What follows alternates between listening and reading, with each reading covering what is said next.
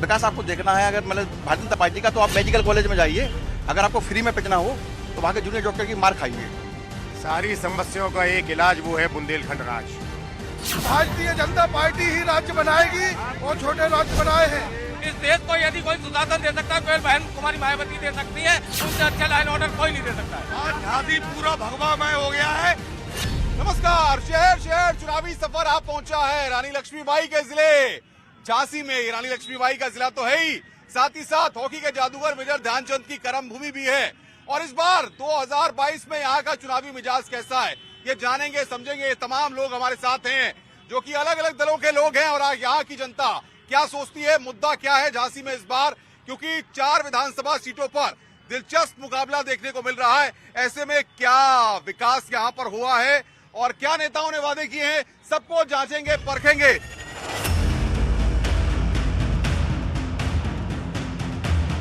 भाई साहब सवाल ये, 4 विधानसभा सीटें, चारों पर भारतीय जनता पार्टी 2017 में जीती थी। इस बार मुकाबला कैसा लग रहा है? पुनः जीतेगी क्योंकि सुशासन हुआ है, विकास हुआ है, सबका साथ सबका विकास धरातल पर दिखा है। भारतीय जनता पार्टी ने काम के नाम पे जनता को ठगा है। समाजवादी पार्टी की सरकार ने कोरोना काल में सबसे ज्यादा काम आने वाला सुपर स्पेशलिटी हॉस्पिटल दिया। ये पूरी झांसी के लोग इस बात के साक्षी हैं।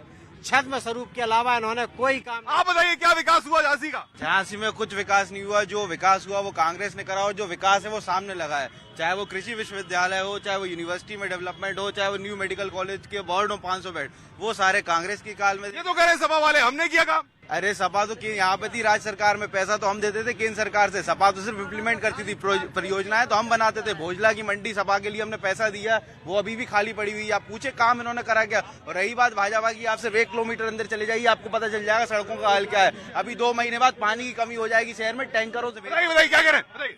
मैं ये कह रहा हूँ कि गठबंधन की हो सरकार चाहे साइकिल की हो, सबने मेरे मन को ठोस पहुंचाई, इसलिए न साइकिल को न गठबंधन को मैं वोट नहीं दूंगा। हमारे योगी जी, माननीय योगी आदित्यनाथ, जैसे कि पेट के लिए रोटी जरूरी है, ऐसे ही उत्तर प्रदेश के लिए योगी जरूरी है। झांसी के अंदर जो सपा काम करती थी वही भाजपा काम कर रही है, जो प्रतिनिधि वो करते थे वही काम आज झांसी के अंदर भाजपा की सरकार के आदमी कर रहे हैं। ये लोग, आप अभी देखिए 3 दिन पहले जुआ पकड़ा है, सट्टा पकड़ा है, गांजा पकड़ा है, सारे व्यापार जो चल रहे थे समाजवादी पार्टी में वो आज बीजेपी में भी हो रहे हैं। अब जनता कहाँ जाए? जनता ने बदलाव का मन बना लिया है। कांग्रेस पार्टी को इस बार वोट देने का जनता ने मन बना रखा है। आपको क्या लगता है, क्या तस्वीर बदल पाई है? झांसी की तस्वीर बदली है? झांसी की तस्वीर बिल्कुल नहीं बदली है। जैसे कि भाई बोल रहे हैं कि कांग्रेस आने पे जो है यहाँ की जो है बेहाली हुई, ऐसा कहीं कुछ नहीं है। अभी तक जो है देखा है कि कहीं सारी जो है रोडों की खस्ता हाल है, यहाँ पानी की भी बहुत दिक्कत है और गली मोहल्लों में गंदगी बढ़ी है। अभी भी आप कई मोहल्लों में जाएंगे कि इतनी गंदगी है कि उससे जो है बहुत बीमारियां फैलती हैं इसमें। चलिए, गंदगी का अंबार है, सवाल ये है क्या बीएसपी कहाँ देख रही है इस बार झांसी में अपने आप को? देखिए, मैं कुछ समय के लिए बीएसपी का प्रवक्ता बना हूँ। वैसे मैं पेशे से पत्रकार हूँ। सर्वप्रथम मैं आपके चैनल को धन्यवाद देता हूँ और निवेदन करता हूँ कि आप पूरी डिबेट चलाएं। देखिए, बहुजन समाज पार्टी का देखो अपना एक अलग जलवा है, उनका कैडर वोट अपनी जगह एक स्थापित रहता है। अब रही बात, देखिए किंग मेकर की भूमिका में इस समय बहुजन समाज पार्टी है और आपके खुद हमारे जो वर्ग के लोग हैं, बुद्धिजीवी वर्ग के लोगों ने ऐसा संकेत दिया है। अब जहाँ तक कि विकास की आप बात करते हैं तो विकास और आस, विकास आपको देखना है अगर मतलब भारतीय जनता पार्टी का, तो आप मेडिकल कॉलेज में जाइए। अगर आपको फ्री में पिटना हो तो वहाँ के जूनियर डॉक्टर की मार खाइए। इससे अच्छा विकास आप क्या दे सकते हैं? सारी समस्याओं का एक इलाज वो है बुंदेलखंड राज। देखिए, उमा भारती जी ने भगवान राम राजा सरकार को साक्षी मान के हम बुंदेलखंड वासियों से झूठ बोला था कि 3 साल के भीतर बुंदेलखंड बनवा देंगे।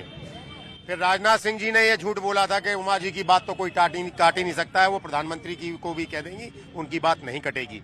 यही हमारे बीच में नरेंद्र मोदी जी बोल गए थे कि उमा जी की बात को पूरा करना हमारा दायित्व है। 3 साल की जगह 7.5 साल हो गए। हम लोग अब इनकी कथनी को, ये सारे पर्चों में जो जो इन्होंने कहा है वो लिखा हुआ है और ये भगवान क्यों नहीं बना पा रहे हैं? आपकी तो सरकार। मेरी बात तो सुन लो सर, खत्म तो हो जाने दो, मेरी बात तो खत्म हो जाने दो सर।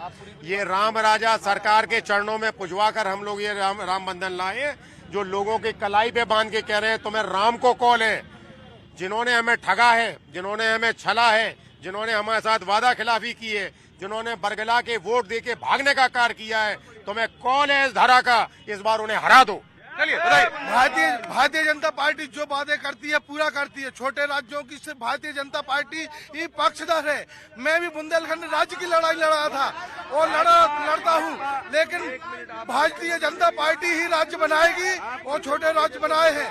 भारतीय जनता पार्टी ने सिर्फ गुंडागरी और जुआ, सट्टा और अराजकता फैलाने का काम किया है, बाकी कुछ भी काम नहीं किया है। जहां राम के नाम पर राजनीति करने वाले भारतीय जनता पार्टी के, राम के नाम पर लोगों को ठगने वाले, सपा शासन में जहां पर दंगे होते थे, आतंकवाद फैलता था, भारतीय जनता पार्टी ने अंकुश लगाया है। उत्तर प्रदेश पूरा समय चलता था।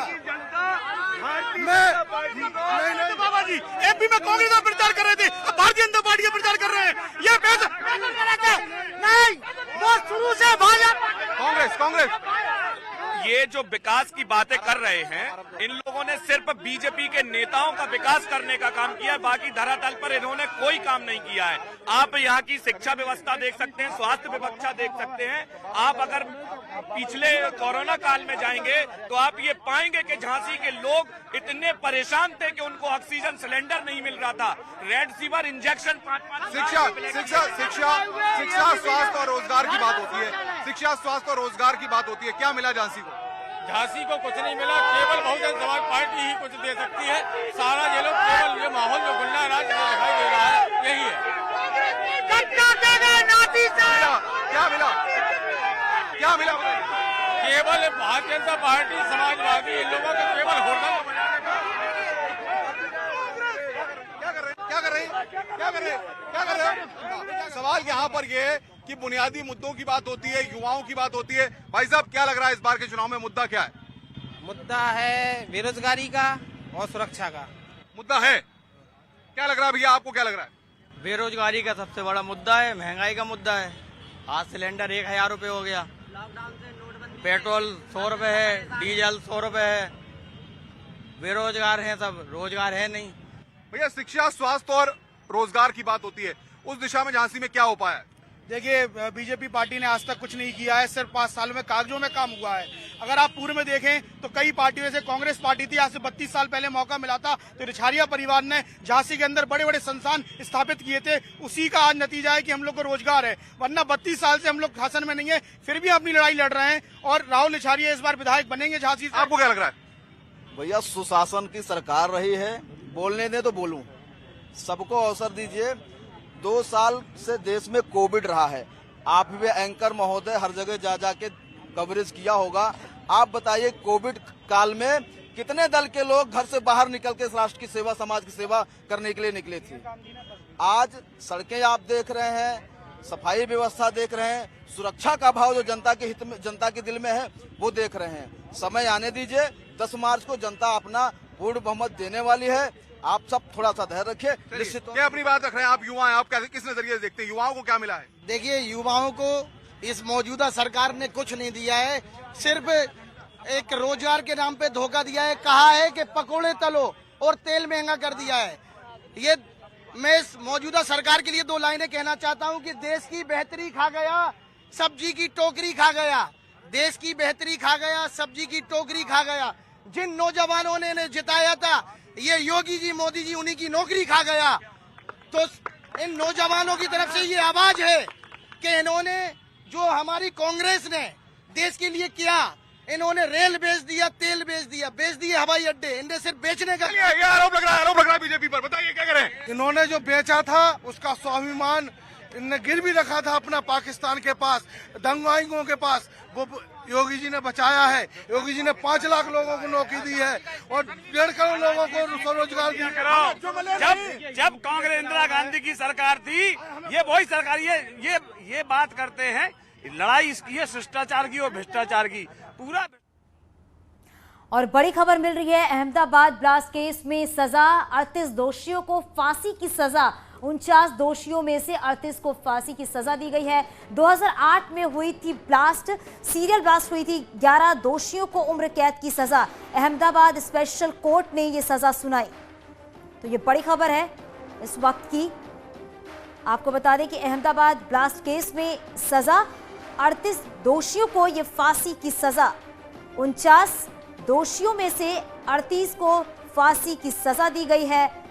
2008 में सीरियल ब्लास्ट हुए थे और 11 दोषियों को उम्र कैद की सजा दी गई है। अहमदाबाद स्पेशल कोर्ट ने यह सजा सुनाई है। तो अहमदाबाद स्पेशल कोर्ट ने यह सजा सुनाई है और 11 दोषियों को उम्र कैद की सजा और 38 दोषियों को फांसी की सजा। ये पूरा मामला 2008 का है। 2008 में सीरियल ब्लास्ट हुए थे, जिसके बाद अब ये फैसला आया है। अहमदाबाद स्पेशल कोर्ट ने ये सजा सुनाई है और 38 दोषियों को फांसी की सजा दी गई है।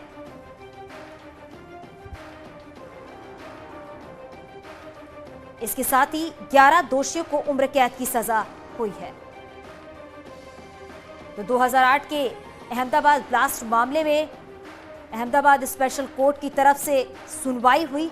सुनवाई के दौरान जो दोषी हैं उन्हें फांसी की सजा दी गई। 38 ऐसे दोषी हैं जिन्हें फांसी की सजा दी गई और 49 जो हैं उन्हें दोषियों को फांसी की सजा दी गई है। तो ये बड़ी खबर है इस वक्त की। तो 2008 अहमदाबाद सीरियल ब्लास्ट मामले में अहमदाबाद स्पेशल कोर्ट की तरफ से ये सजा सुनाई गई। हमारी सहयोगी गीता मेहता हमारे साथ जुड़ गई है। गीता, क्योंकि 2008 का ये पूरा मामला है, कोर्ट की सुनवाई की तरफ से और क्या कुछ बातें सामने आई? जी 2008 में ये सीरियल बॉम्ब ब्लास्ट का जो घटना है वो अहमदाबाद में हुआ था। अहमदाबाद के सिविल हॉस्पिटल से लेकर जो भी जाहिर स्थल थे वहाँ पे ये बॉम्ब ब्लास्ट किए गए थे। कुल आज 38 आरोपियों को फांसी की सजा सुनाई गई है और 11 आरोपियों को आजीवन कैद की सजा सुनाई गई है और दूसरे 11 आरोपियों को जब तक वो जिए तब तक कैद की सजा सुनाई गई है। 38 आरोपियों को यूएपीए एक्ट के अंतर्गत फांसी की सजा सुनाई गई है। जो इस घटना में ईजाग्रस्त हुए थे उनके परिवार को 50,000 का मुआवजा दिया जाएगा, ऐसा कोर्ट ने हुक्म किया है। और जो इस हादसे के दौरान मर गए हैं उनके परिवार को 1 लाख रुपए की सहाय भी देने के लिए कोर्ट ने आज हुक्म किया है। जी गीता, अगर बात करें जिन दोषियों को, यानी जो 11 दोषी हैं उन्हें उम्र कैद की सजा दी गई है, उन पे कौन कौन सी धाराएं लगाई गई हैं? जी मैंने पहले भी आपसे बताया कि यूएपीए एक्ट के तहत ये पूरी कार्यवाही की गई है और उसी एक्ट के अंतर्गत इनको ये सजा सुनाई गई है। जी बिल्कुल गीता, क्योंकि अभी आप और 11 दोषियों की कुछ बात कर रही थी, उसको लेकर क्या जानकारी मिल पा रही है? ये जो घटना है उसमें कई आरोपी शामिल थे, कई लोगों के सामने चार्जशीट की गई थी, परंतु पहली बार जब सुनवाई की गई तब करीबन 39 लोगों को निर्दोष घोषित किया गया। ये जो निर्दोष घोषित किए गए लोग हैं वो उसमें कुछ ऐसे भी लोग हैं जिनपे दूसरे राज्यों में कोई ना कोई केसेस चल रहे हैं, गुनाहित रिकॉर्ड है उनका, परंतु ये बॉम्ब ब्लास्ट के केस में उनका जो गुनाह है वो साबित नहीं होने पर उनको निर्दोष जाहिर किया गया था। और आज जो अनाउंसमेंट हुआ है वो बाकी के लोगों पे जो कार्यवाही हुई, जो सुनावनी हुई, उस पे आज जो सजा है उसका हुक्म दिया गया है।